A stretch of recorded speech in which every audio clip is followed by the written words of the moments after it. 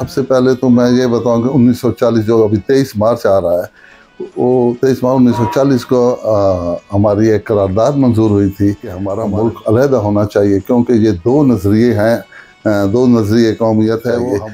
तो उसके लिए एक करारदाद मंजूर की और सब ने फैसला किया और उसके लिए उन्होंने जदोजहद शुरू की और फिर इंशाल्लाह 1947 में पाकिस्तान बन गया। ये सब पाकिस्तानियों को, यूएई में रहने वाले और बाहर भी रहने वाले और पाकिस्तान में रहने सबको बहुत बहुत मुबारकबाद देता हूँ कि हम अभी एक आज़ाद मुल्क में रह रहे हैं और हमारा मुल्क पाकिस्तान है।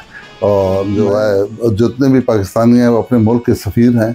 मैं उनसे गुजारिश करता हूँ कि वो जो भी काम करें अच्छा करें ताकि हमारे मुल्क का नाम रोशन हो। कोई ऐसा काम ना करें जिससे पाकिस्तान का नाम ख़राब हो। और दूसरा, जो पैसा है वो बैंकों के ज़रिए भेजें। हमें ये हमारा दूसरा घर है और उन्होंने हमें बड़ी इज़्ज़त दी है और यहाँ भी रह कर कोई वो ऐसा काम ना करें जो इधर के कवानीन के ख़िलाफ़ हो। पाकिस्तान जिंदाबाद, यूएई पाकिस्तान दोस्ती पाइंदाबाद।